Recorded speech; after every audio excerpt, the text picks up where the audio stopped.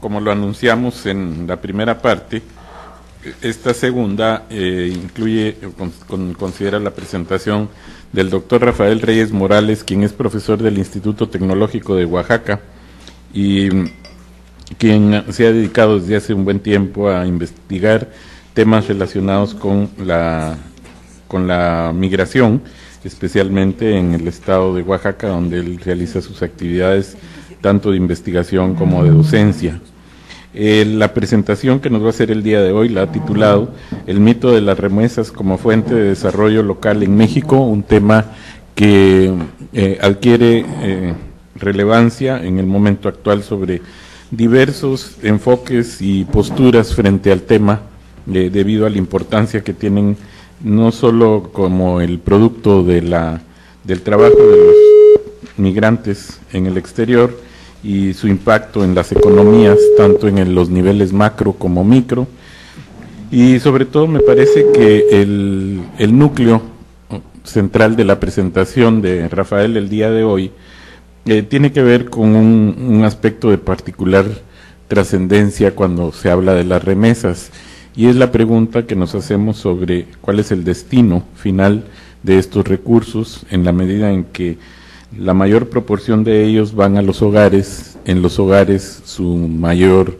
importancia radica en el uso que tienen el consumo, y luego ahí perdemos la pista sobre lo que pasa con ese consumo, es decir, en qué circuitos de la economía ingresan esos recursos, sobre todo cuando se trata de localidades o comunidades con una infraestructura productiva limitada y en la que por fuerza se ven obligadas esas comunidades a importar, por así decirlo, los bienes y servicios que se consumen fuera de la localidad, a veces fuera del municipio, fuera del estado, de la región, y a veces hasta fuera del país.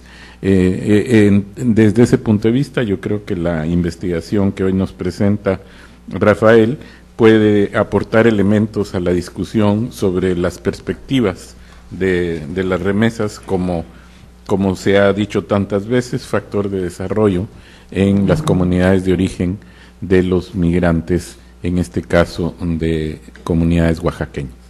Entonces, por favor, Rafael. La idea de la presentación es, por un lado, tratar de desmitificar las remesas como fuente de financiamiento del desarrollo local, en este caso en comunidades rurales del estado de Oaxaca, y un segundo objetivo es explicar las restricciones que existen en las comunidades para aprovechar mejor las remesas en las actividades productivas. El trabajo se basa en 8 matrices de contabilidad social de comunidades de la región Valles Centrales de Oaxaca y Sierra Norte. Estas dos regiones son zapotecas. Una es la Sierra Norte, como su nombre lo indica, pues está en ecosistemas de pino-encino y la vocación es eminentemente forestal, mientras que los valles predomina la agricultura de subsistencia, el turismo, y y la economía se articula a través del comercio. También quiero aclarar que 2 de las matrices las tomamos prestadas una es una tesis doctoral y la otra es una tesis de maestría, que son subproductos del mismo proyecto.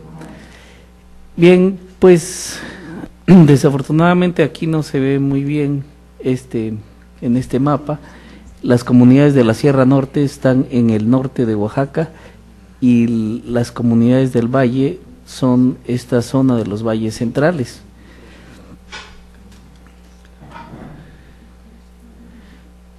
Aquí tal vez se aprecie un poquito mejor. Del lado izquierdo están los valles centrales y hacia arriba, separados del resto del estado de Oaxaca, la Sierra Norte. Bien, las comunidades, para identificarlas con algunos indicadores que son del dominio público, podemos decir que el índice de intensidad migratorio va de medio a muy alto y tienen un índice de marginación solamente en un caso bajo y en los demás es de medio a muy alto. Las localidades son rurales excepto la primera, Tlacolula de Matamoros, que es un centro de mercado regional que concentra las remesas.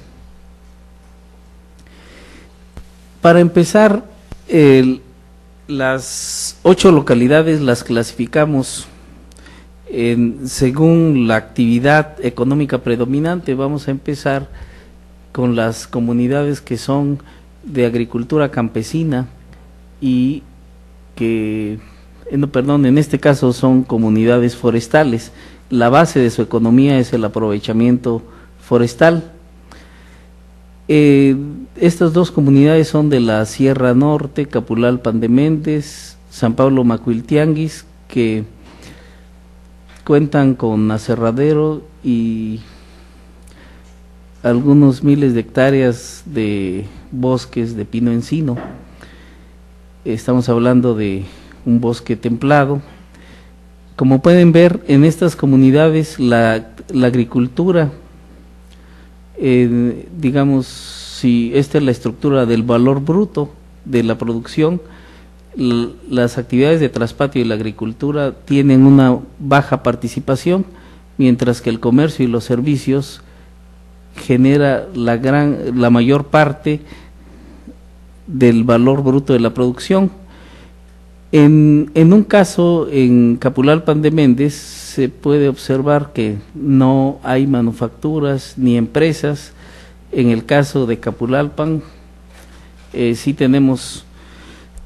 Conviene aclarar que tanto las empresas como en general la explotación forestal se hace de manera comunitaria, porque los bosques son propiedad comunal, algo muy característico de Oaxaca, a diferencia de Chihuahua o Durango, donde los bosques son de dueños particulares, y por lo tanto las empresas de manufactura, de explotación forestal también son comunitarias. Es decir, para aquellos que tengan interés en hacer estudios de capitalismo comunitario, este sería un excelente laboratorio, porque la comunalidad no elimina la racionalidad económica. Bueno, aquí tenemos la estructura del producto doméstico y como pueden ver, el primer componente, que es el valor agregado Producto Interno, es menor que los insumos importados. ¿Qué quiere decir? Que la producción anual de bienes y servicios, el valor de esta producción, es menor que los insumos que importan estas localidades para mantener funcionando su economía. Esto tiene serias implicaciones, porque pensaríamos que comunidades que tienen recursos y los aprovechan, como es el bosque, y además remesas, pues suena muy interesante como para atrevernos a decir que se puede generar un proceso de desarrollo local sostenido y ascendente, pero estas cifras nos muestran un panorama un poco triste. Entonces las remesas aquí sirven para financiar el déficit del consumo necesario para la población, pero también para la producción. Ahora, si vemos la estructura del ingreso, las fuentes de ingreso de los hogares de estas 2 comunidades, y aquí pues habría que decir que Capulalpan es de 2002 y San Pablo Macuiltianguis es para el año 2000, y esto está a precios corrientes. No hicimos el esfuerzo corregir por inflación todavía. Aquí podemos ver que el ingreso local es menor al ingreso que viene del exterior, y este ingreso del exterior son fundamentalmente remesas nacionales, internacionales, salarios regionales, y entonces estas comunidades son bastante dependientes del ingreso externo.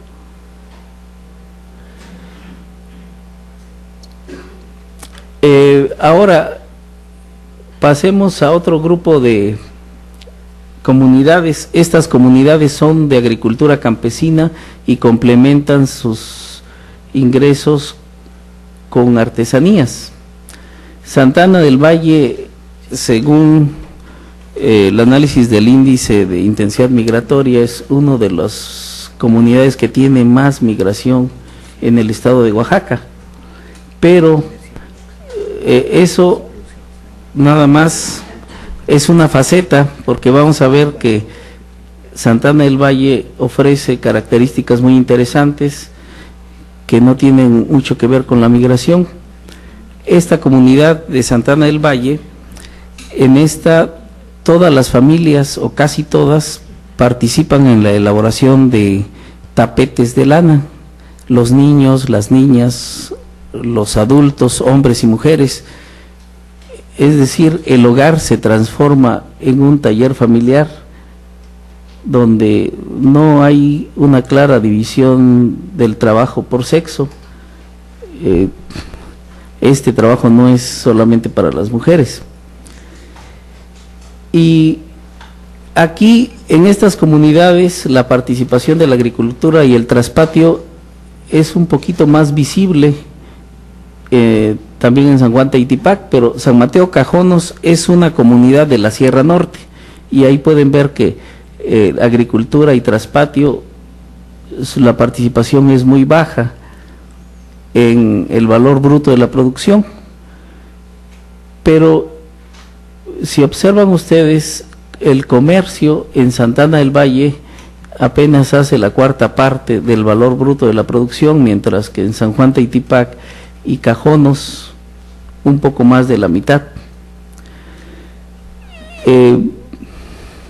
Este resultado de Santa Ana del Valle se debe a que al peso de las artesanías, que están haciendo casi el 59%, mientras que las otras dos es más bajo. Así que las remesas para Santa Ana del Valle son secundarias. Aquí podemos ver cómo Santa Ana del Valle y San Juan Teitipac, su Producto Interno Bruto es como el doble de pesado que en términos relativos que el de San Mateo Cajonos, la comunidad de la Sierra Norte, y por lo tanto el peso de los insumos importados ya no es tan fuerte como en las comunidades forestales. Aquí es mucho menor que el Producto Interno Bruto, y donde más o menos sigue el patrón de las comunidades forestales sería San Mateo Cajonos. En pocas palabras, las comunidades de la Sierra Norte son muy dependientes de las remesas, tanto para el ingreso como para la compra de insumos importados.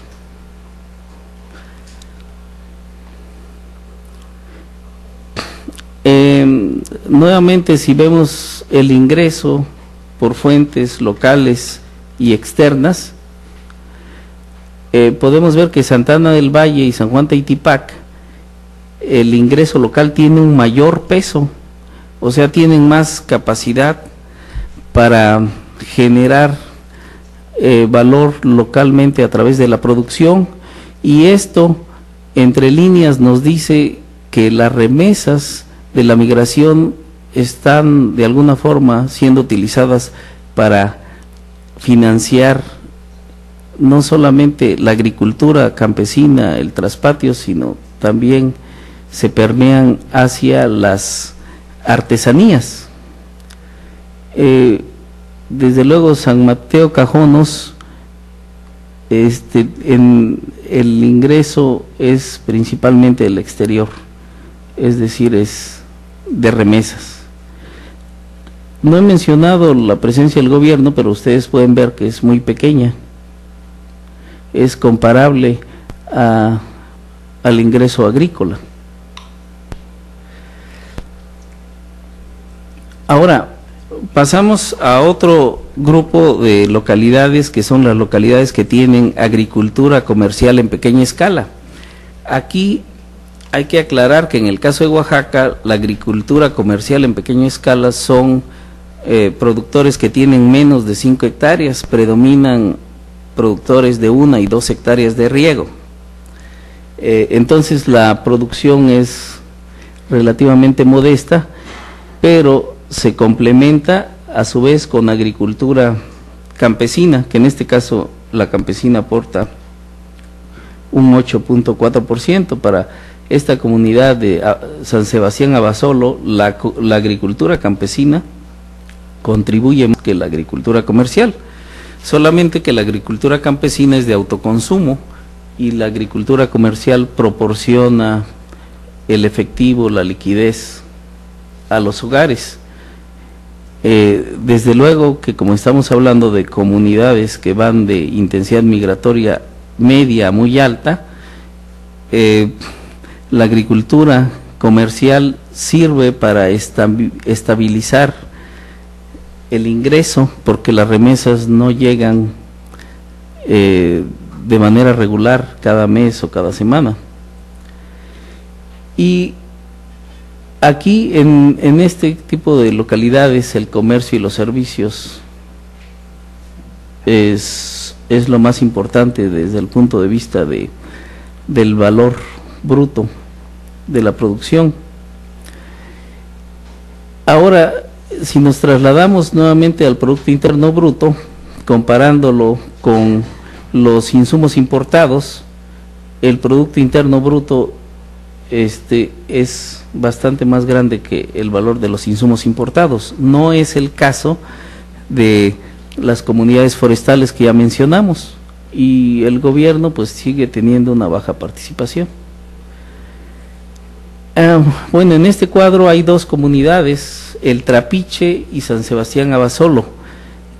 Son dos localidades que ofrecen resultados contrastantes, mientras que para San Sebastián Abasolo el ingreso del exterior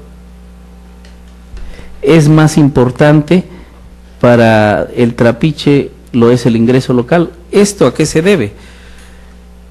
En primer lugar, San Sebastián Abasolo tiene parcelas de riego de 1/4 de hectárea hasta 2 hectáreas, muy pocos casos de 5 hectáreas, y se apoyan en la agricultura campesina. Entonces el ingreso por las tierras de riego no es suficiente y recurren a la migración como fuente complementaria a sus ingresos. En el caso del Trapiche, es una comunidad sui generis en Oaxaca, porque es el resultado de la expropiación de las tierras a una hacienda apenas en la segunda mitad de los 70s. ¿Qué quiere decir? Es una comunidad de reciente formación que no se compara con el resto de las comunidades de Oaxaca, que tienen siglos o milenios de haberse formado. Y esta comunidad pasa de tener un hacendado como dueño, aunque estoy fuera de contexto histórico, la segunda mitad de los 70s, ahora tiene un cacique político que es el que hace la gestión de apoyos de gobierno y ha logrado crear empresas de manufactura y unidades de producción tecnificadas. El único problema es que el cacique sigue controlando la economía, o sea, solamente se ha sustituido al hacendado.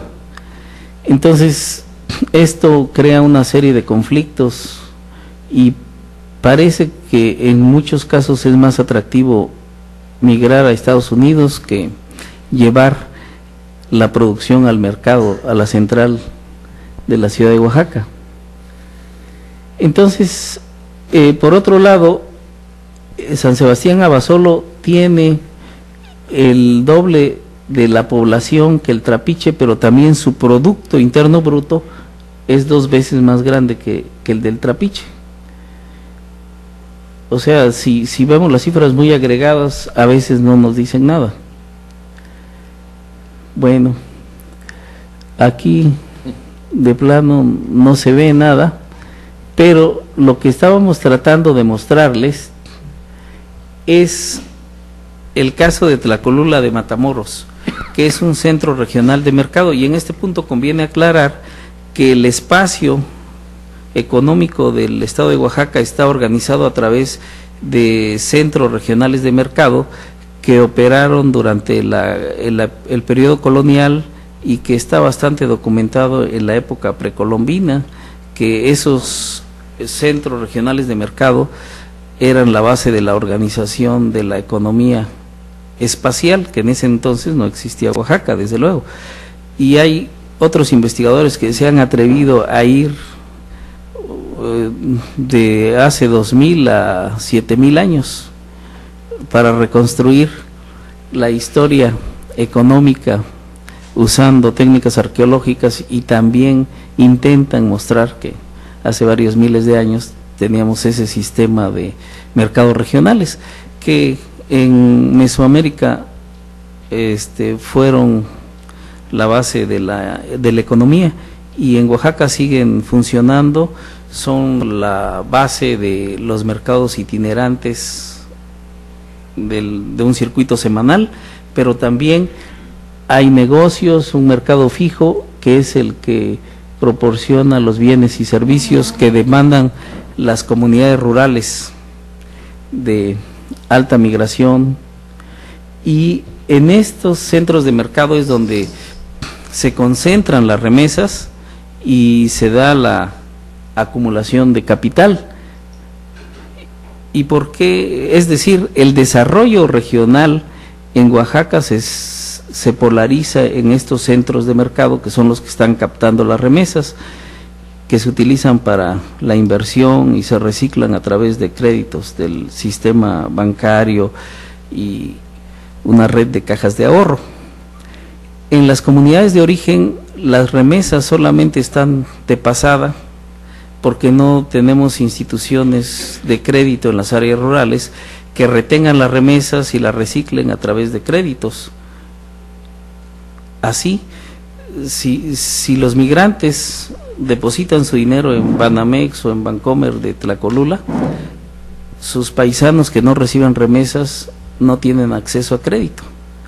Pero en cambio, esta liquidez que dan las remesas al sistema bancario nacional se colocan en estados como Baja California, Monterrey, el Estado de México, los nuevos estados industrializados, que es donde se coloca la liquidez de las remesas, porque Oaxaca es un estado no muy desarrollado y por lo tanto no tiene tanta capacidad para aprovechar las remesas que se depositan en el sistema bancario.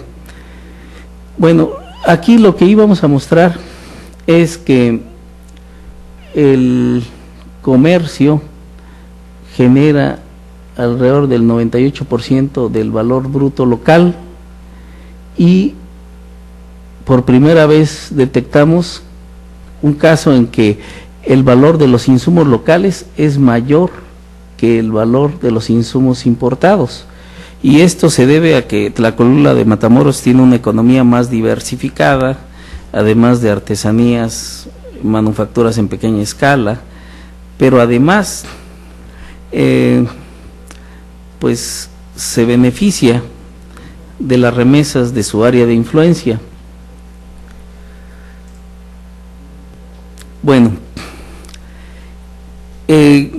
regresando a los dos argumentos que tenemos al principio, de tratar de desmitificar las remesas como fuente de desarrollo local, es porque los académicos en parte tenemos la culpa de haber le atribuido demasiadas virtudes a las remesas como fuente de desarrollo local, regional, e inclusive a la migración como un elemento fundamental del proceso de democratización del país y otras propiedades más.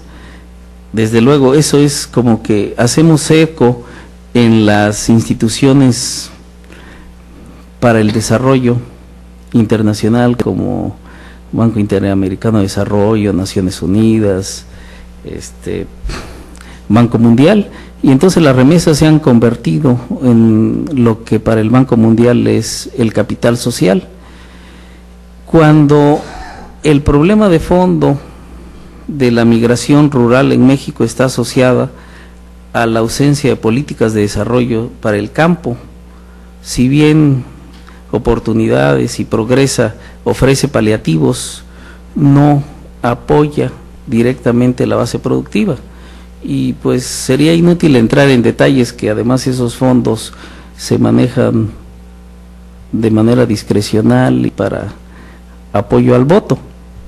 Entonces, ante la ausencia de estas políticas, el discurso oficial de los gobiernos nacionales, de las instituciones para el desarrollo internacional, han atribuido, digamos, muchos valores positivos a las remesas. Sin embargo, las remesas no forman parte de la política económica del país, no hay control, ya que su uso depende de las decisiones que toman los hogares de los migrantes y se usan fundamentalmente para el consumo de sobrevivencia, para aumentar el consumo suntuario. Si por suntuario decimos compra de automóviles, construcción de viviendas, televisiones, etcétera, etcétera. Pero esto no produce una actividad económica de largo plazo. El dinero se gasta en los centros regionales de mercado y por ahí circula más tiempo. Por otro lado, las remesas están haciendo más dependientes a comunidades como las de la Sierra Norte, relativamente aisladas de los mercados, y sirven, al parecer, para cubrir el déficit de los insumos importados. Es decir, la economía de las comunidades de la Sierra Norte no alcanza ni a cubrir su propio consumo, sus insumos para la producción. En otras palabras, el consumo ha aumentado a niveles que la economía no las podría sostener a menos que no se haga uso, que se haga uso de las remesas. Y pues esto tiene que ver con la falta de instituciones de servicios microfinancieros. Los supuestos de los efectos multiplicadores no pueden ser posibles sin la presencia de los servicios microfinancieros que retengan y permitan que sucedan esos efectos multiplicadores. Ahora las remesas están un instante en las comunidades y se fugan. Bueno, otro punto es que en las comunidades de los valles centrales que están integrados a un sistema urbano formado por centros de mercado, ahí las remesas sí han tenido, y eso hay que decirlo y subrayarlo, la capacidad de generar un mercado laboral alimentado por las remesas. ¿Y esto cómo ha ocurrido? Por un lado, la migración produce escasez de mano de obra en las comunidades, pero las remesas financian la producción agrícola de autoconsumo y la construcción de viviendas. Entonces, a través de la construcción de viviendas y mantener la agricultura de subsistencia, se contrata mano de obra de las localidades vecinas y de esta manera se redistribuyen parte de los beneficios, pero lo más importante es que se generan empleos. Y algo más todavía interesante, este déficit de mano de obra en las localidades de alta migración ha presionado los salarios hacia arriba. Entonces, en las comunidades rurales, ya sea de los valles centrales o de la Sierra Norte, los salarios son 2 o 3 veces los que ofrece la ciudad de Oaxaca para la misma actividad.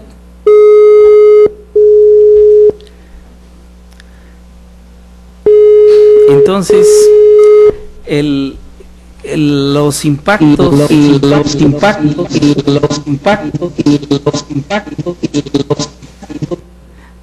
muy interesante.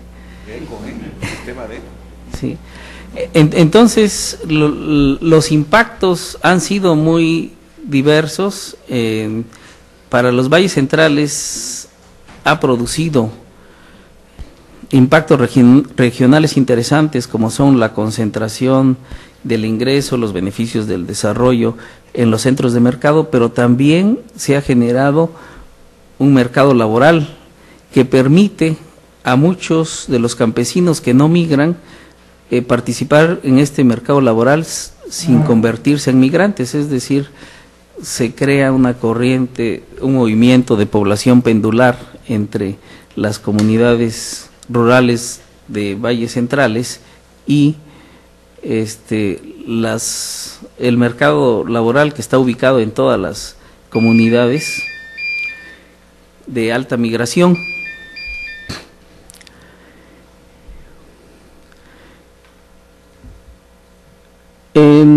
Y encontramos también que la forma de reducir la dependencia ha sido diversificar las fuentes de ingreso, y esto lo estamos observando con nuevas comunidades que estamos estudiando y que todavía no son motivo de esta presentación, y así encontramos comunidades que se especializan en la construcción. No importa quién esté construyendo, ellos van a buscar la construcción y satisfacen las necesidades de mano de obra calificada y no calificada, y otras que se especializan en la agricultura, o sea, se convierten en jornaleros agrícolas no migrantes y satisfacen la necesidad de mano de obra de la agricultura campesina, de las familias con migrantes donde existe déficit de mano de obra familiar. Bueno, yo quisiera dejar hasta aquí la presentación con la esperanza de que hubiera, digamos, preguntas y de esta manera podremos extendernos más bien sobre los puntos de interés de ustedes y no sobre lo que yo creo que es interesante sobre el tema.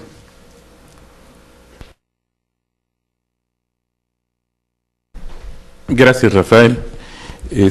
Pues tal como lo adelantábamos,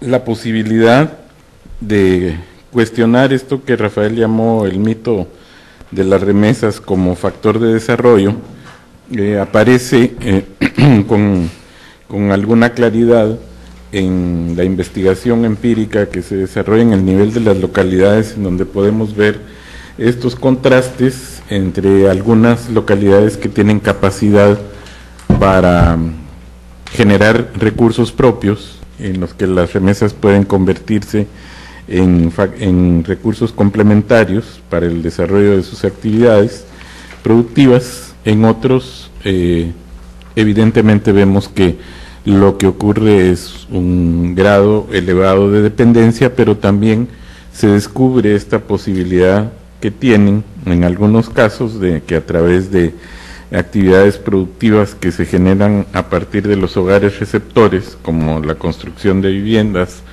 o la conservación de la agricultura de subsistencia, pueden convertirse en factores de generación de empleo.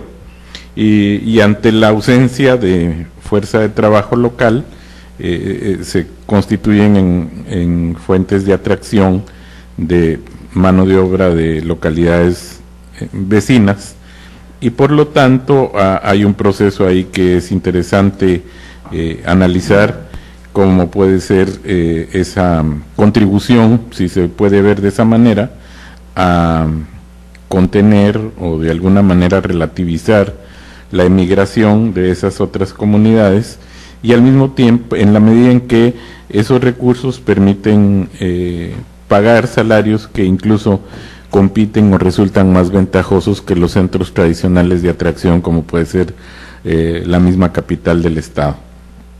Yo creo que los elementos que nos ha mostrado Rafael dan para muchas preguntas, comentarios, etcétera, sobre todo si algunos podemos comparar con lo que ocurre en otras situaciones observadas, y a lo mejor lo que está en cierta forma planteando la presentación es tal vez el camino a una suerte de tipologías, primero, que identifiquen localidades con comportamientos diferenciados a partir del efecto y el camino que siguen las remesas en cada localidad, y a partir de ello identificar también ciertos elementos conductores de esos procesos de utilización de estos recursos, como por ejemplo lo que él mencionaba de la ausencia de servicios microfinancieros que pudieran fungir como ejes o como generadores de los esperados efectos multiplicadores de estos recursos llegados del exterior. Entonces empezaríamos por Casa Colef, preguntándole si hay alguna pregunta, algún comentario. Hola, buenas tardes. ¿Sí? Hay una pregunta que yo le quiero hacer al investigador. Mi nombre es Karen Trejo. Por favor, ¿se podrían presentar? Sí, mi nombre es Karen Trejo y quiero hacer una pregunta. Cuando él habla de los efectos de las remesas, me llama la atención cuando dice que estas han hecho a algunas poblaciones maldependientes de varias regiones. En este sentido, yo he tenido comentarios de algunos pobladores de lugares donde hay alta niveles de migración, y ellos dicen que estas remesas, lo que está sucediendo con ellas es que se ocupan principalmente, como no hay infraestructura en varias partes, se ocupan para elevar el consumo muchas veces de alcohol o de drogas. En ese sentido quisiera saber si me puede dar su comentario al respecto, porque bueno, finalmente en vez de que ayuden las remesas, se están fugando, y lo peor de todo es que se están utilizando para este tipo de actividades, ¿no? Es todo, gracias. Bien, las comunidades que señalamos como que se han vuelto más dependientes tienen recursos forestales y producen ganancias de varias docenas o cientos de millones de pesos al año. Es decir, la comunidad es rica, pero la población es pobre. ¿Qué quiero decir con esto? La comunidad podría financiar el equipamiento urbano, pero también recibe fondos municipales. Entonces, una mezcla de fondos municipales, ganancias del aprovechamiento forestal, más remesas de los migrantes, con eso se financia el equipamiento urbano. Aquí el problema es que el desarrollo en estas comunidades no se entiende como un desarrollo económico racional, sino que responde a la cultura y al consenso comunitario, y sobre eso se decide qué infraestructura se construye o qué infraestructura se deja para después.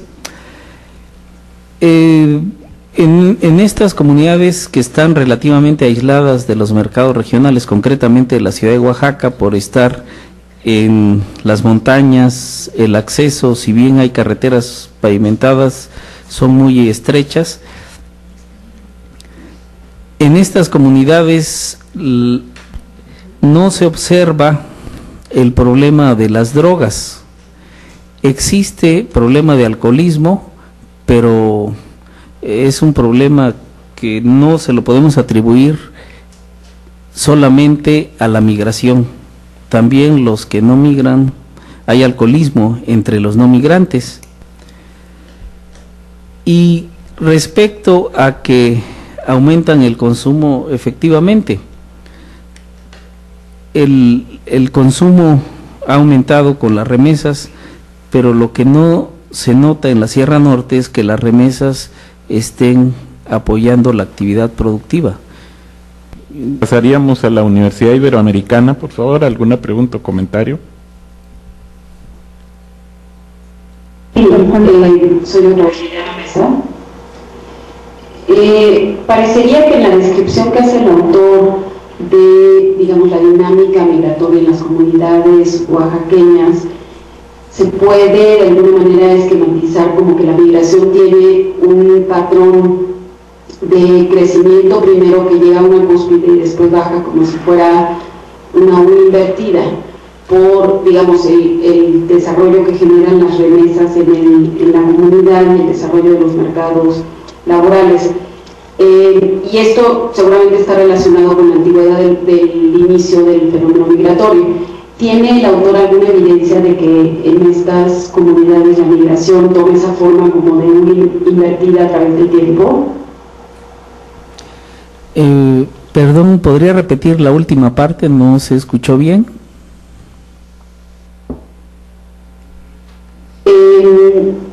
Parece ser, según lo que explica el autor, que podríamos esquematizar la dinámica migratoria en las comunidades oaxaqueñas, digamos, como con la forma como de una U invertida, como de una joroba, digamos, que la migración cuando empieza a crecer, digamos, a lo mejor por la necesidad económica y el desarrollo de las redes sociales, llega a un punto máximo y después empieza a bajar cuando las mismas remesas promueven el desarrollo de los mercados laborales en la región. Pregunto si no hay evidencia empírica que muestre que las comunidades a lo largo del tiempo muestran un patrón migratorio que tiene una forma de U invertida. Bien, en el caso de Oaxaca siempre tenemos que ubicarnos en el contexto, y el caso de los mercados laborales que atribuimos a las remesas es solamente en los valles centrales y en la Mixteca, en la región de la Mixteca, que es la región de mayor intensidad migratoria. La migración oaxaqueña internacional está ligada al programa Bracero y empieza a crecer de manera exponencial en los 80s y alcanza su máximo en los 90s. En ese sentido, no es una migración tan antigua como la de Zacatecas o Jalisco. Es decir, mientras en Zacatecas se habla de un siglo de migración, en Oaxaca podemos hablar de medio siglo de migración, pero en ese medio siglo no todas las regiones han participado, porque Oaxaca,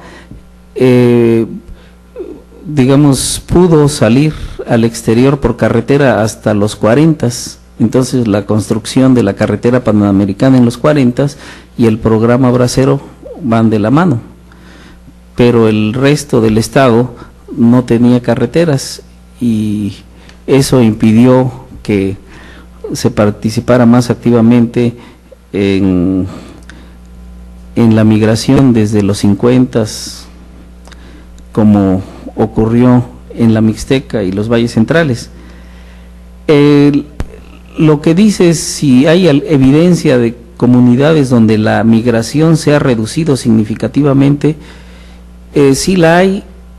El caso de Teotitlán del Valle, que está muy documentado, actualmente la estudiosa de Teotitlán del Valle ya se volvió migróloga, Lynn Stephen, y ahí podemos ver que el éxito en la elaboración de tapetes de lana, pero sobre todo el éxito en la comercialización, esta comunidad controla la comercialización de los tapetes en México y en Estados Unidos y en Europa, así que los demás pueblos que producen tapetes se han convertido en sus maquiladoras, y de esta manera, al controlar el proceso de comercialización de los tapetes, le ha permitido asegurar ingresos aceptables para el nivel de vida de Oaxaca. Y lo mismo podríamos decir de Mitla, que es una ciudad pequeña cuya economía fuertemente está basada en el turismo y también es un centro regional de mercado. En Mitla también se observa que la migración ha apoyado a los talleres artesanales, y pues sin que le pueda dar cifras exactas a nivel cualitativo, hemos entrevistado familias en donde los migrantes ya no migran porque ya financiaron el taller familiar y ya hay una fuente de ingreso para la familia, entonces ya no hay necesidad de migrar, de arriesgarse. Y el otro elemento también en estas comunidades es la fuerte identidad comunitaria. Son comunidades indígenas y están muy ligadas a sus tradiciones y a su cultura. Pero lo que sí observamos es que cuando las fuentes de ingresos se diversifican, hay la posibilidad de ir reduciendo la migración. El caso de Santana del Valle, la migración debe haber bajado considerablemente. No le puedo decir exactamente porque ya no estamos estudiando Santana del Valle, tendría que preguntarle a Marta Judith Sánchez, tal vez, que es quien está trabajando allá. A partir del problema de las Torres Gemelas, la gente adquirió conciencia que era más conveniente apostarle a la agricultura de subsistencia, que les asegura los alimentos básicos, porque en una crisis como la de las Torres Gemelas se nos cayó el turismo en México y sobre todo en Oaxaca, entonces los turistas ya no iban a comprar tapetes. Los que tenían más éxito vendiendo tapetes son los que sufrieron más durante la crisis de un año o dos, que fue el efecto de las Torres Gemelas en el turismo de Oaxaca. Sin embargo, para muchas comunidades, incluyendo aquellas que podemos considerar ricas porque gastan mucho en educación, por ejemplo, que tengan 1000 hectáreas de riego tecnificadas, con alta tecnología, no impide que sigan teniendo una alta intensidad migratoria. Es el caso de San Pablo Huixtepec, donde la migración es alta, pero ellos tienen fuentes de ingresos muy diversificadas. Entonces ahí la migración responde a factores no económicos que habría que estudiar. No, es decir, con lo que yo presento no da demasiada luz para tratar todos los casos de las comunidades migratorias en Oaxaca. Gracias, Rafael. Del Colegio de México, ¿alguna pregunta o comentario? ¿Sí me escuchan? Sí. Soy Alejandra Nieto de la UNAM y quisiera preguntar si las remesas son una fuente ilimitada hacia el futuro, y más por la conexión Oaxaca-California, y por cuánto tiempo los familiares reciben remesas. Esa es una pregunta. Y otra es, hablando de la exposición de Rafael, quisiera saber cómo sería la óptima operación de las instituciones financieras para que se generaran efectos multiplicadores. Es todo, gracias. Bueno, la migración tiene efectos diferenciados en las regiones de Oaxaca. Regresando al caso de la Sierra Norte, ahí los hogares son pequeños y la migración ha afectado mucho la estructura demográfica y hay una tendencia a que el hogar sea cada vez más pequeño. Entonces, si los hogares son pequeños, tienen menos capacidad para enviar migrantes. Y por otro lado, si toda la gente se va, ya no habría a quién enviarle remesas. Sin embargo, esta observación es netamente académica, porque en la práctica, en la Sierra Norte de Oaxaca estamos llegando al límite de la migración, y los límites los están estableciendo los fondos municipales y los fondos y el gasto en educación. Comunidades como Macuiltianguis o San Francisco Cajonos han sufrido mermas muy serias en la educación y ya no se pueden sostener la escuela primaria con 6 maestros, sino ha bajado a 2 maestros que ofrecen desde el primero hasta el 6º grado, pero aún más está bajo los estándares de la SEP y tienen la seria amenaza que si disminuye un estudiante, desaparece la escuela y pueden reubicar a los alumnos en los pueblos vecinos. Entonces, estos problemas que ocasiona la migración, porque ya no va a haber más fondos para educación, si hay poca gente, los fondos municipales disminuyen porque se aplica una fórmula donde la variable de población es importante, están haciendo pensar a las autoridades y se están tomando medidas. Y aquí lo que les puedo adelantar es que en la Sierra Norte, distritos como Ixtlán y Villalta, que son fuertemente expulsores de población, están empezando a importar migrantes del distrito Mije, que también es Sierra Norte, y están repoblando literalmente los pueblos con mijes, que es la mano de obra más barata.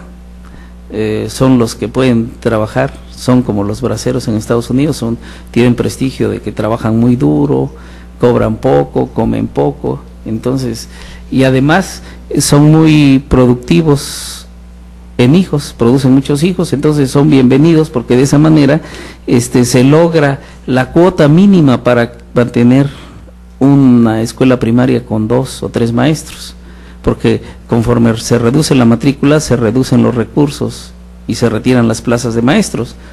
Y la otra cuestión es que han visto que también los fondos municipales van a ir disminuyendo.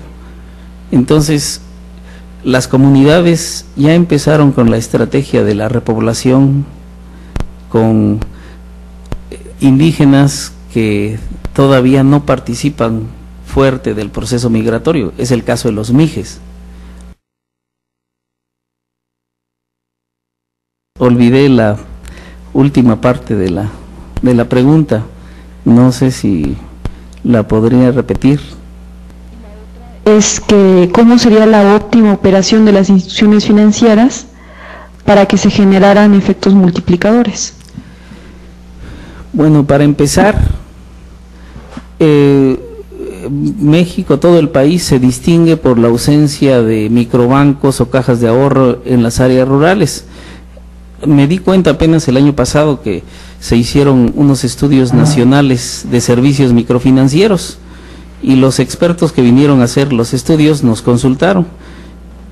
Le dimos la información y después de peinar el país se dieron cuenta que Oaxaca, que casi no tiene microbancos en las áreas rurales, es el estado que tiene más microbancos. O sea que los estados desarrollados de México tampoco tienen servicios microfinancieros rurales. Y esto es la principal diferencia entre un país con desigualdades sociales y un sector campesino muy atrasado y los países desarrollados, que sí tienen servicios microfinancieros de hace más de un siglo o de varios siglos en Alemania, incluso España es un exponente, digamos, reciente de servicios microfinancieros, y en Estados Unidos, pues, estamos hablando de algo de más de 100 años. Así que la cuestión óptima de la operación de los microbancos o cajas de ahorro rurales sería tema, digamos, de otra plática, y para la cual yo no me siento muy capacitado.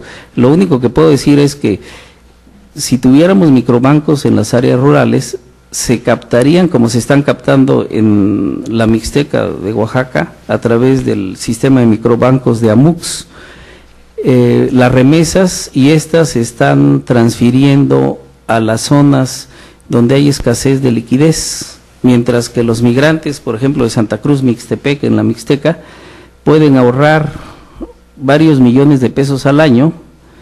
En otras partes de la Sierra Sur, que son muy pobres, requieren de préstamos, y la red de microbancos permite transferir liquidez de comunidades que nada más les gusta ahorrar a comunidades que requieren préstamos.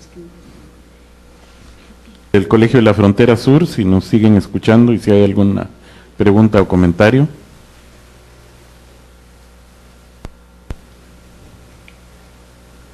Bueno, si no es así, entonces pasaríamos al tiempo para preguntas y comentarios de los asistentes. ¿Sí hay preguntas?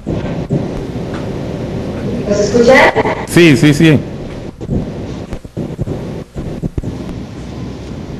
La verdad se vio muy mala, pero a mí me gustaría tener la ponencia, si es posible, que nos la pudieran enviar. ¿Quién habla? Le hablo del Colegio de la Frontera Sur, mi nombre es Lidio Suárez. Bueno, si nos manda un correo electrónico, por favor. Por favor, un correo electrónico a la dirección de Rafael Reyes o a la de aquí de Marisa Chong, por favor. Y dice que con mucho gusto se les puede enviar la presentación.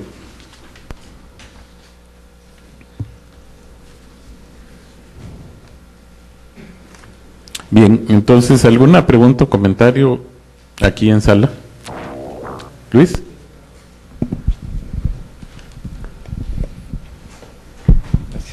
Yo tengo dos preguntas para Rafael. La primera es si a lo largo de la investigación que ustedes han realizado tuvieron la posibilidad de evaluar el papel de instancias, de mecanismos de microfinanciamiento como las cajas de ahorro o los microbancos, porque si bien es, o sea, en la ponencia Rafael, él nos lo presenta como una de las conclusiones más llamativas, la ausencia de estos servicios de microfinanciamiento, que son precisamente uno de los grandes impedimentos para concretar el asunto de efectos multiplicadores en términos de impacto de remesas. No sé si ha habido una evaluación sobre instancias de microfinanciamiento como estas, porque por lo menos en términos de lo que es la literatura y la retórica, a veces oficial o no oficial, hemos oído también mucho sobre lo que ha sido esta instancia.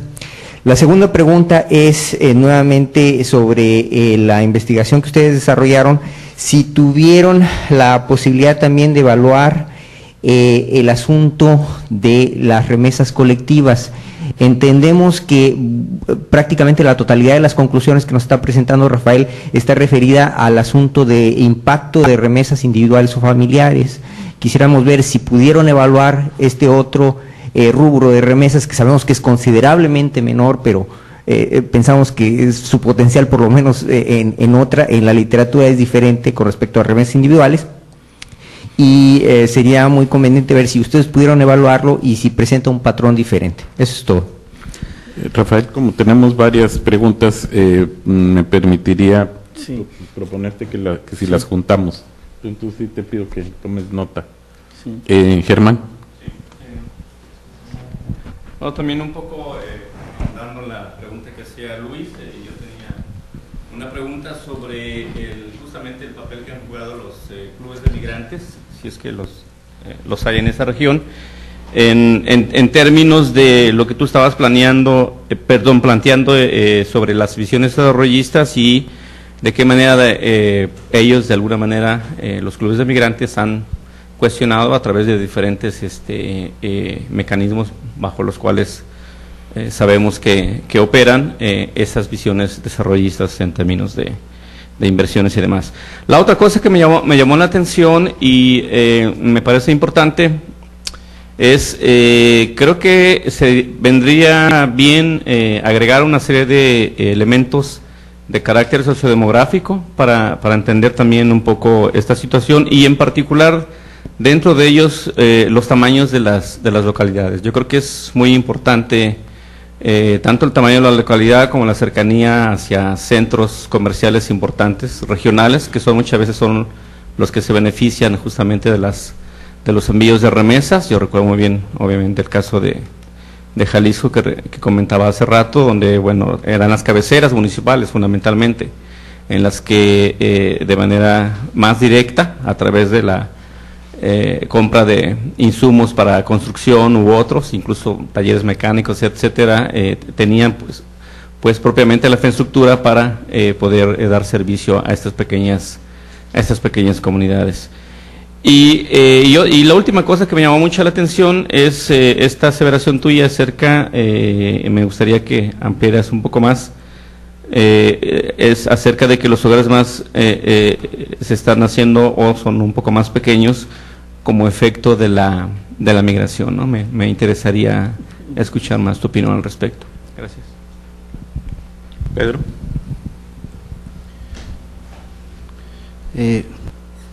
Yo creo que una vez más pone en claro lo que se presentó en la segunda jornada en estos seminarios que el profesor Rodolfo Corona en su ponencia Las remesas de Estados Unidos, montos, utilidades y fuentes de datos, muestra claramente que no hay ese cruce entre las encuestas sociodemográficas, las encuestas sobre flujos migratorios y las encuestas de hogar, y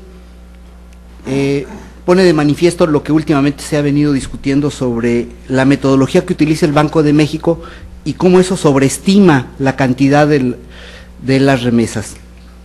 Entonces, creo que Oaxaca no se escapa del asunto, y una de las cosas más importantes es que en los lugares donde hay migración no hay instituciones bancarias, entonces no hay forma de saber, o hay una forma menor de saber qué es lo que está llegando a esas entidades, y pone de manifiesto clarísimamente que no le interesa a la política bancaria desarrollar o poner en las localidades de origen bancos, y sin embargo sí promueve no pagar el tipo de cambio fijo en las remesas, no pagar en dólares, y le da todas las posibilidades a la Asociación de Empresas de Remesas Familiares para que ellos sigan incrementando sus ganancias, y de esta manera el migrante sufre fuertemente sobre el costo del cobro, sobre todo en Oaxaca, en donde le puede costar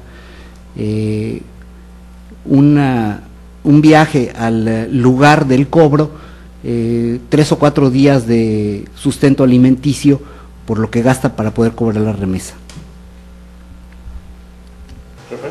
Sí. Bueno, empezando con las remesas colectivas, aquí a lo mejor no vamos a estar de acuerdo, pero son nada más posiciones académicas, no contradicciones de fondo. Las remesas colectivas en Oaxaca son tan importantes como en Zacatecas, nada más que no forman parte del discurso político del gobernador, es decir, no están etiquetadas.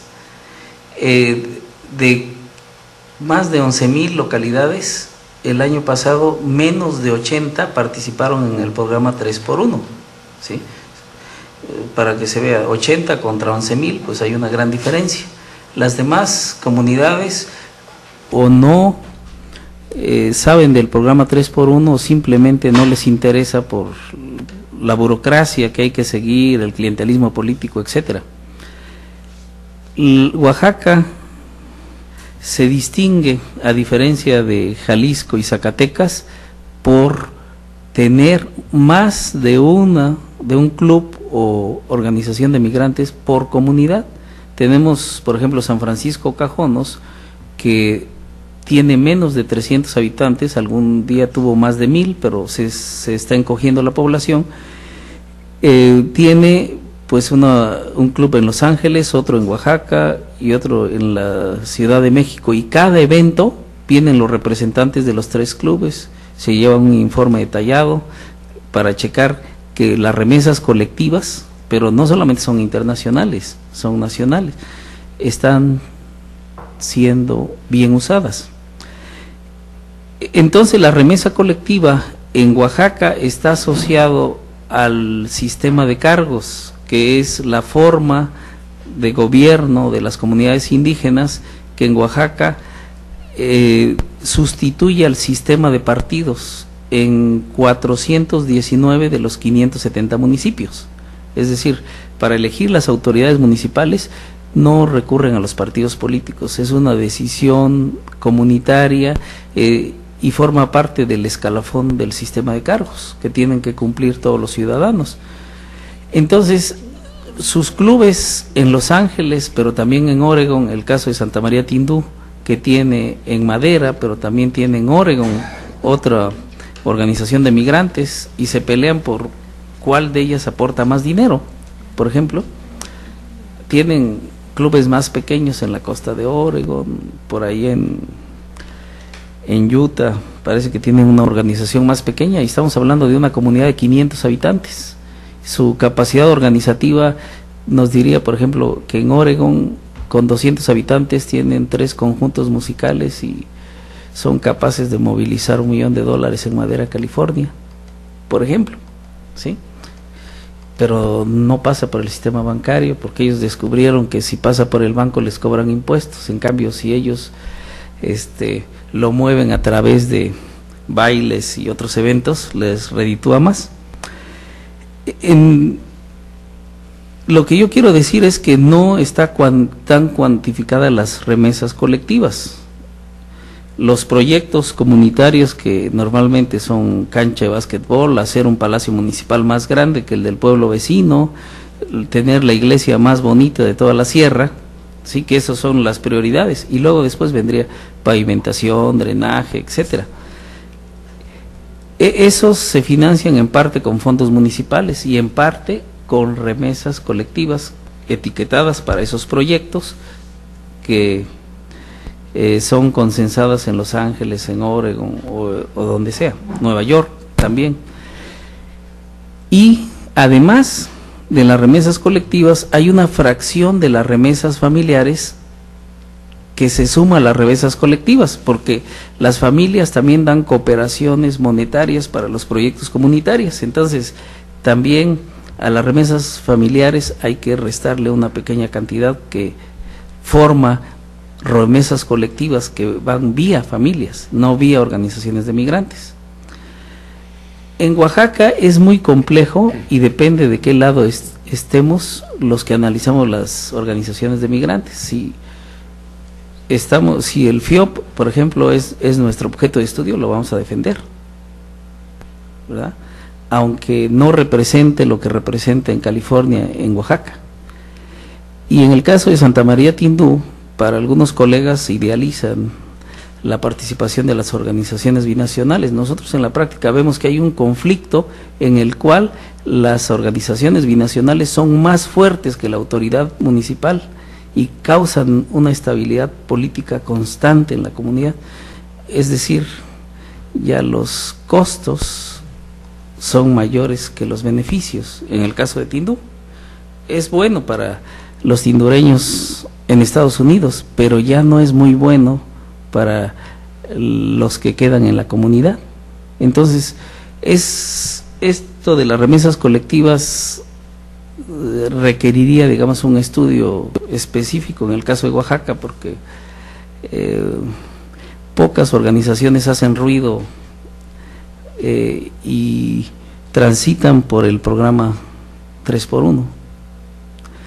Ahora, en el caso de los microbancos, bueno, ustedes saben que en México los bancos son para las ciudades, las cajas de ahorro para ciudades pequeñas y los microbancos, si existen, van a ir a las áreas rurales.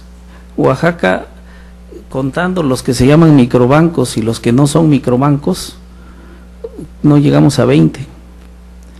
De la red de AMUCS se va acercando a 10, pero no es la única opción. Hay opciones de base de ONGs que llevan décadas trabajando, como Abeja Milenaria o el CEPCO, UCEPCO, que liderea Josefina Aranda, que atiende a miles de cafeticultores pobres en todo el estado de Oaxaca. Sin embargo, su peso específico es muy modesto. Aún si decimos que microbancos que atienden áreas rurales, proporcionalmente hay más en Oaxaca que en otro estado de México, su impacto es simbólico todavía, con mucho, aunque desde el punto de vista académico hay 2 evaluaciones en puerta, uno de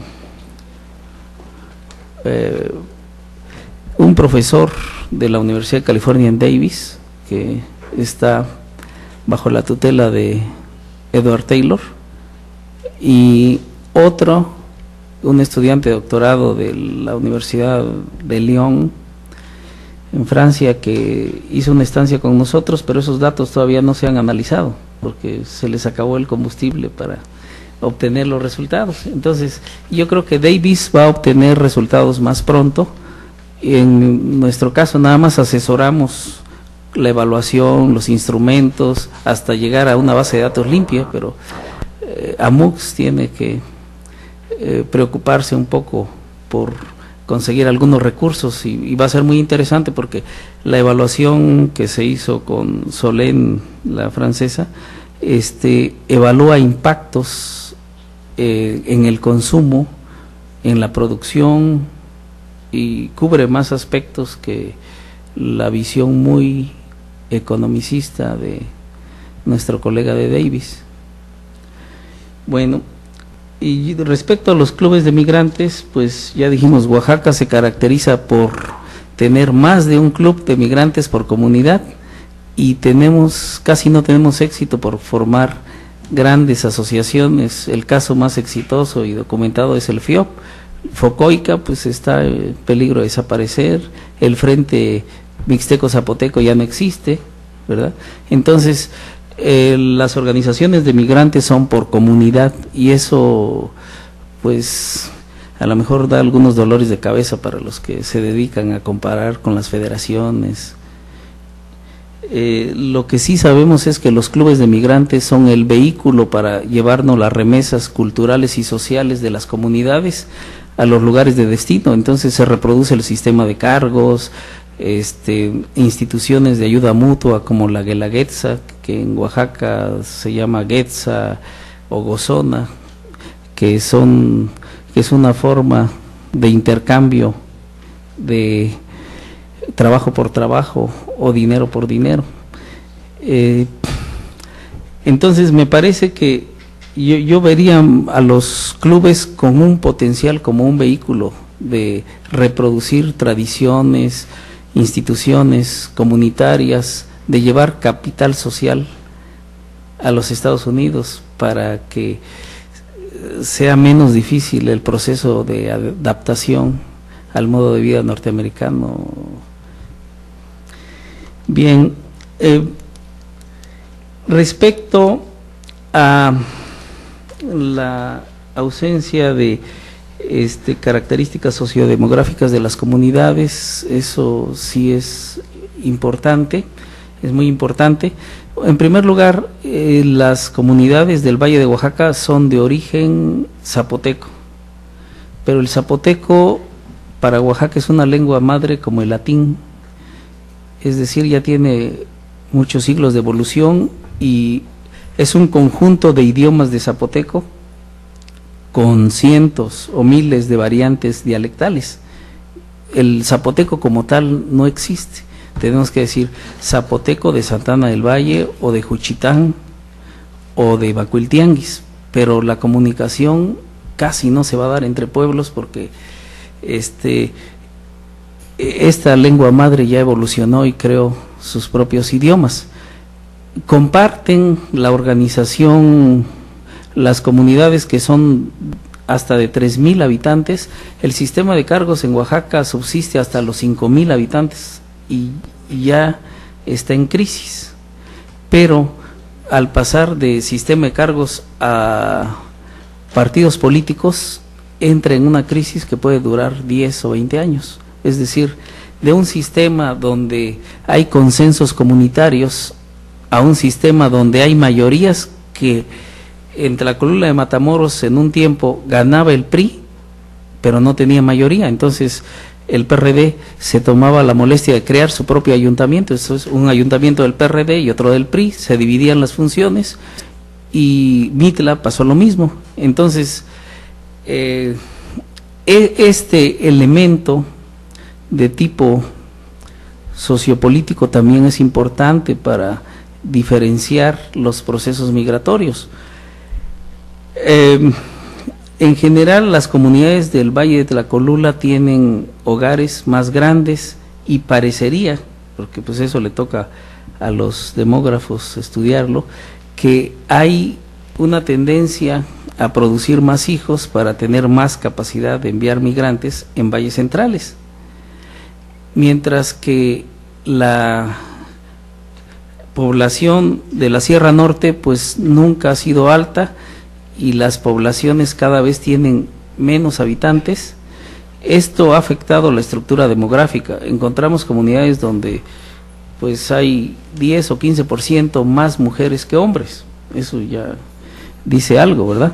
Pero en donde las mujeres son la mayoría de los migrantes nacionales y los hombres son la mayoría de los migrantes internacionales.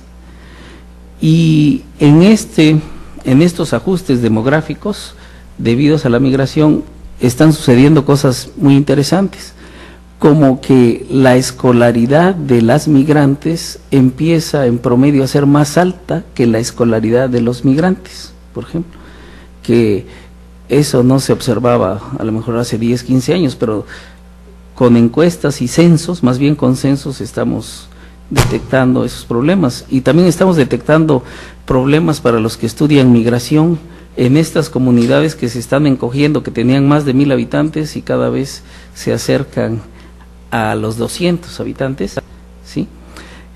Que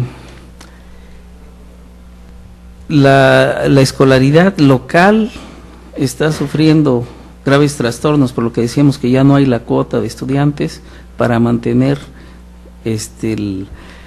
la escuela, y la escuela podría cambiar de domicilio. Otros problemas que ocurren es un aumento muy importante de la longevidad. Estos pueblos no está desierto los quinquenios de los de más de 95 años y tampoco los de más de 100 años. Entonces, por un lado, la migración está causando un fenómeno de que los viejos jubilados o no de Estados Unidos están regresando a sus comunidades, pero ya casi no nacen niños. La mortalidad es muy baja, tanto que un censo no sirve para mortalidad, nunca ha servido, ¿verdad? Pero detectamos que hay varios años en que nadie muere, pero como la población es muy móvil, sí están muriendo en Oaxaca, en la Ciudad de México, en Los Ángeles, porque esa población ahora vive unos meses en Oaxaca, otros meses, por ejemplo, en San Francisco Cajonos, otros meses en la Ciudad de México, tienen familiares, amigos, entonces se aburren de estar en el pueblo, o no es el caso de viajar a los Estados Unidos, ¿verdad? Porque es más complicado y caro. Entonces, para hacer un censo nos llevamos más de 2 meses, porque la población se mueve mucho. Y mientras que aplicamos el censo, algunos no regresan. Y cuando ya estamos aplicando una encuesta nos damos cuenta que hay gente que no estaba en el censo porque ya regresó de Oaxaca, que se había ido una temporada, ¿sí? Entonces, eso es lo que estamos observando. Otra cosa que en Oaxaca es difícil ver es, digamos, el parentesco.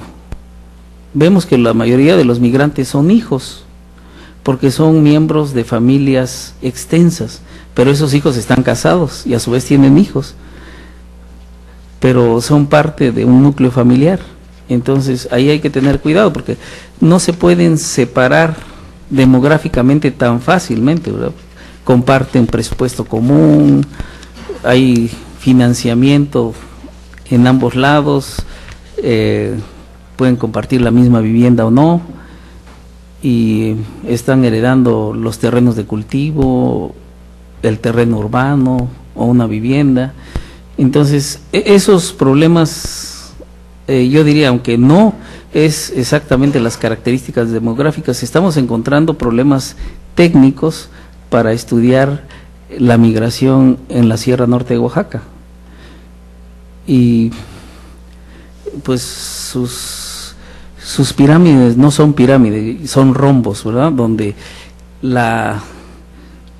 el vértice de la pirámide puede ser más grueso que la base de la pirámide, más viejos que niños, y la parte media es muy ancha y hay, digamos, más irregularidades en la pirámide demográfica del lado de los hombres que de las mujeres, porque en total emigran más hombres, aunque los migrantes nacionales sean principalmente mujeres en la Sierra Norte, ¿verdad? Bueno, entonces ahí habría que estudiar los ajustes demográficos que son producto de consensos para resolver problemas económicos, digamos, de liquidez a través de remesas, pero también para resolver el problema de escasez de mano de obra. A lo mejor la Sierra Norte recurre más a los mijes y va sustituyendo a sus migrantes por mijes, mientras que en los valles centrales los hogares son más grandes y si se va un migrante puede nacer otro hijo, digamos, pero eso es muy aventurado. Yo no soy demógrafo, así que debo estar diciendo muchas tonterías. Ahora, sobre la sobreestimación de las remesas, en realidad a nosotros no nos preocupa mucho, porque como les decía al principio, el discurso de 17,000 millones o de 19,000 millones de dólares que llegan a México vía remesas es solamente una forma en que nos dice el Banco Interamericano de Desarrollo, el Banco Mundial y Fox ahora, que pues no es necesario implementar políticas públicas, políticas de desarrollo para el campo, así que aprovechen las remesas que les estamos mandando, ¿verdad? Y el Banco Mundial va más lejos. Ahora ya no es necesario ni ayudar a los pobres de Oaxaca porque somos un país de ingreso medio alto, uno industrializado, bla, bla, bla, y además son el lugar más rico en capital social, ¿verdad? Entonces, olvídense, no va a haber apoyo, sigan como están. Entonces, yo lo veo más por ahí. El hecho de sobreestimar las remesas es una forma de subrayar. Ya no hay estado de bienestar, no hay un modelo de desarrollo que considere al campo. Campesinos emigren a las ciudades, vayan a Estados Unidos, envíen remesas y van a ser buenos mexicanos. Yo lo vería más de esa manera. Ahora, ya toqué el tema de las instituciones bancarias, que solamente quisiera agregar que en estados como Oaxaca, que no son muy desarrollados, o Zacatecas, el sistema bancario capta parte de las remesas, pero no los coloca como préstamos en Oaxaca, sino se van a los polos de desarrollo nacional. Así que los estados pobres que envían remesas están contribuyendo al desarrollo nacional y deberían sentirse muy orgullosos, ¿no? Digo, si seguimos la racionalidad de los gobiernos y las instituciones internacionales de desarrollo, o sea, el sistema bancario no está ayudando al desarrollo mediante las remesas, sí está ayudando al desarrollo nacional. Los que más producen y son más productivos necesitan créditos, pero aquellos que generan los ahorros, pues les pagamos sus intereses, ¿verdad? Pero no están financiando el desarrollo de Oaxaca, están, digamos, apoyando el consumo suntuario, muy bien a través de tarjetas de crédito y préstamos blandos para el consumo, pero no para apoyar la base productiva del campo. Así que pues aquí habría que pensar en apostarle más a los microbancos y a las cajas de ahorro. Algunas están empezando a penetrar en el campo porque están viendo que si hay remesas pueden pagar créditos, y entonces ya están pensando en ofrecer créditos para vivienda. Bueno, ahí termino. Gracias, Rafael. Yo a Rafael le iba a agradecer cuando terminó la presentación porque usó bastante menos del tiempo previsto, pero en las preguntas y comentarios ahora sí nos hemos extendido.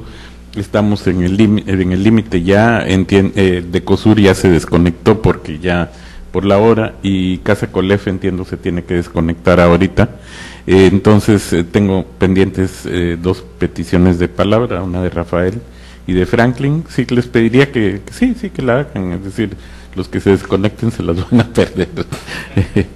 No, digo, el sentido es que ojalá nos acompañen lo más posible, pero sí les pediría a ustedes brevedad en aras de que se están desconectando, porque recordémonos que la diferencia de horas opera en contra de ellos. Sí, muy rápido. Yo creo que Rafael nos ha presentado un panorama muy interesante de esta creciente dependencia de las comunidades oaxaqueñas con respecto a las remesas, y ahora ya no solo en la zona mixteca, que ya ha sido muy estudiada, sino ahora en los valles centrales. Sin embargo, bueno, lo que aparece muy bien es que no importa, por lo que tú presentaste, el tipo de economía local, siempre se va a dar la dependencia de una u otra manera. Y en este sentido, pues, como lo acabas de decir, pues los campesinos, sobre todo temporaleros, han encontrado en la migración el subsidio para seguir existiendo como tales. Por esta razón, tú también lo decías muy bien, los ruralólogos se han hecho migrólogos, porque los campesinos se han hecho migrantes, y en ese sentido ahora nos hacen la competencia los migrólogos más viejos. Pero lo que te quería preguntar es, Alejandro Canales yo creo que argumenta muy bien que las remesas son salarios, una parte del salario, y por tanto no pueden tener un efecto directo en el desarrollo. Y tú dices que los microbancos son como la respuesta. La pregunta es, ¿hay alguna experiencia de algún microbanco en Oaxaca que sea exitoso en generar desarrollo local? Gracias. Franklin. Bueno, ¿sí? Perdón. Sí, mi pregunta iba dirigido a si en su investigación han visto la posibilidad de articular las variables ligadas a la matriz de contabilidad social, a las variables vinculadas con el tema propiamente de desarrollo social económico, con variables ligadas al tema sobre el que hablaste al final de tus respuestas, es decir, todo el tema de tejido asociativo, sistema de poder local, estructura de poder rural, ¿no? ¿En qué medida las estrategias cooperativas, los vínculos entre estos clubes y asociaciones y los gobiernos municipales favorecen o no la activación de estrategias más colectivas, comunitarias, de uso de estas remesas, ¿no? Esa pregunta por un lado, ¿no? En términos metodológicos, sobre todo, cómo articular estas variables con las de tejido asociativo, sistema de poder local. Y por otro lado, una curiosidad concreta es, en el caso ecuatoriano, el tema de las remesas ha activado un importante movimiento de ONGs asociadas a proyectos de desarrollo comunitario productivo, en torno a la utilización más racional, entre comillas, de las remesas, ¿no? Muy vinculadas, asociadas al discurso como bien dices, del Banco Mundial, del BID, etcétera, sobre que la mejor política social está siendo instaurada por los mismos ecuatorianos en el exterior, y en el caso ecuatoriano por el tema el discurso de la cooperación española, que habla de la idea de codesarrollo, es decir, vamos a ayudar a que ustedes ecuatorianos usen mejor esas remesas, y a cambio el gobierno se compromete a controlar mejor los flujos migratorios, ¿no? Entonces, mi curiosidad era saber si es que estos actores de ONGs, de cooperación internacional, cómo están incidiendo, si juegan, si hay algún papel en el caso de las comunidades en Oaxaca. Bueno, a ver si capté bien. Estamos de acuerdo que las remesas son una forma de salario que pues sirven para pagar el consumo de sobrevivencia o para elevar el consumo y al mismo tiempo elevar el nivel de vida de los migrantes. El asunto es que esa es la primera aproximación y estamos de acuerdo, pero en una segunda aproximación las remesas no se retienen en la comunidad porque no hay forma de retenerlas, ¿verdad? Menciono nuevamente el caso del microbanco de Santa Cruz Mixtepec en la Mixteca, que es el caso que pone como más exitoso a MUX y que me tocó ver antes de que existiera. Resulta que este banco tiene gran capacidad para captar las remesas y han descubierto que sociedades atrasadas, muy rurales, aisladas, tienen excedentes monetarios y eso no se veía, pero el microbanco está permitiendo que la gente saque del colchón sus ahorros muy pequeños y vayan al microbanco. Entonces están dando cuenta que hay formas de ahorro comunitario como tandas y que el microbanco no ha tenido la capacidad para erradicarlas, digamos, para convertirlos en un ahorro formal. Pero lo más interesante es que este microbanco fue excelente en los primeros 2 años para captar ahorros, pero fue un fracaso para colocar créditos. La gente solamente veía el microbanco, ahí tengo mi dinero seguro y produce algo de ahorros. Desde luego, si hacemos un análisis sociológico más profundo que no se ha hecho, tenemos que buscar que tal vez el ahorro no es tanto, digamos, bancario, en este caso de los microbancos, no es tanto por el interés que perciban, sino da estatus social. En Oaxaca, en las comunidades indígenas, es más importante el prestigio social que el bienestar, ¿sí? Entonces, causa más satisfacción a una persona llegar por el sistema de cargos alguna vez en su vida a ser presidente municipal o ser mayordomo de la fiesta del pueblo que ser el más rico del pueblo, ¿sí? Entonces, si el microbanco permite aumentar el prestigio social, porque ahora se enteran que ahorro en el microbanco y corren los chismes que tengo dinero, ahora ya tengo más puntos dentro del edificio del prestigio social. Bien, regresando al asunto de los préstamos, como en esos 2 años no se pudieron colocar préstamos, solamente se depositaba el dinero, este microbanco ofrece cuenta corriente de ahorros, plazo fijo, cambio de dólares, recepción y envío de dinero y cambio de cheques de la federación, básicamente eso. Pero la población lo superó, ahora están presionando que quieren seguro personal, pero también que busquen la forma de que les puedan vender un seguro agrícola. Y el microbanco pues ya está llegando a sus límites porque no está creado, no están pensados los microbancos para tener un abanico amplio de servicios microfinancieros. Bien, pues ¿qué pasaba con esta liquidez del microbanco de Santa Cruz Mixtepec? Los microbancos de AMUX más exitosos están en las regiones más pobres de Oaxaca, que es Sierra Mazateca y Sierra Sur, donde no hay liquidez, pero hay muchas ganas de trabajar, invertir en el café, en el maíz.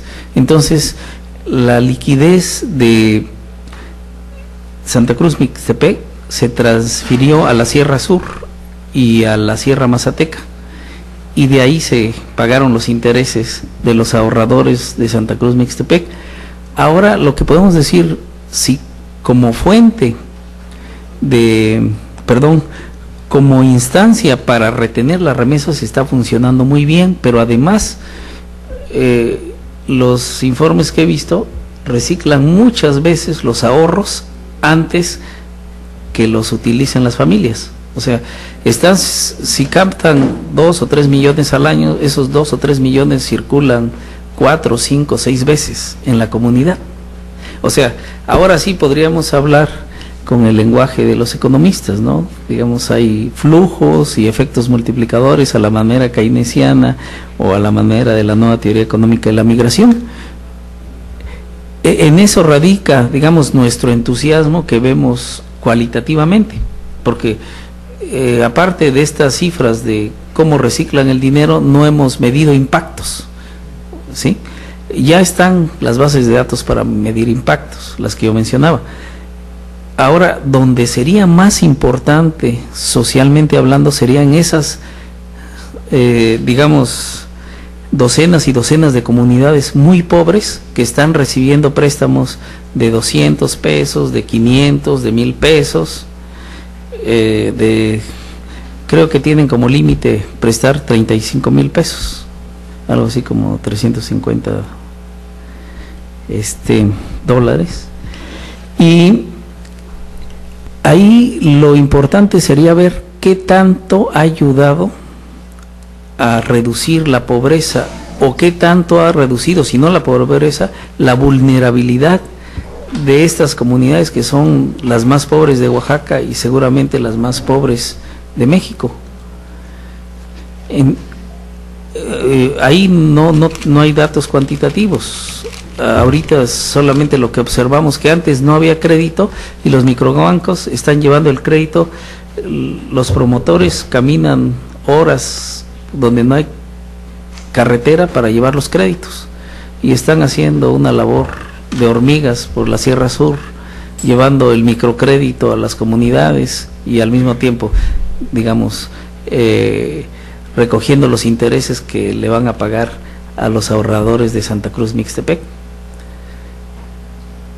Entonces, pues eso es lo que podría decir sobre esa pregunta. También preguntan si de qué manera podemos articular, digamos, lo que podríamos llamar las variables cualitativas a un modelo cuantitativo. Esto lo hemos hecho alguna vez con Silvia en más baja escala. Tomamos la base de datos de la matriz y nos olvidamos de la matriz. Y hemos hecho modelos econométricos donde ponemos variables dicotómicas, participa en el sistema de cargos, hace Guelaguetza intercambio de mano de obra por mano de obra, digamos, y hay respuesta. O sea, lo mismo que podemos explicar cualitativamente, las podemos meter en un modelo econométrico como variables dicotómicas de sí o no, y funcionan bastante bien, no contradicen, digamos, el análisis de sociólogos, de antropólogos, digamos, al contrario, creo que complementando los análisis de los estudios de comunidad con la base de datos, si nos olvidamos de la matriz de contabilidad social, podemos generar modelos econométricos o simplemente a través de cruzar variables por tablas de contingencia se encuentran resultados muy interesantes. Pero desde luego, voy a parecer que vine a vender la matriz de contabilidad social y es un instrumento más que tiene muchas limitaciones.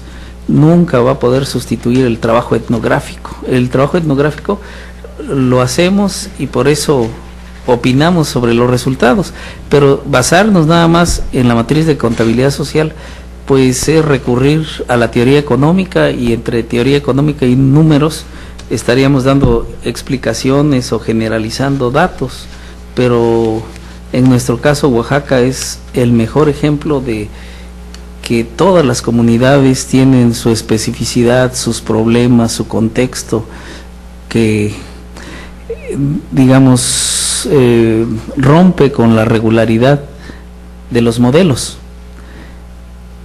Así que pues aprovechando que no estaba por aquí los colegas de la nueva teoría económica de la migración, estoy usando los resultados de manera no ortodoxa, ¿verdad?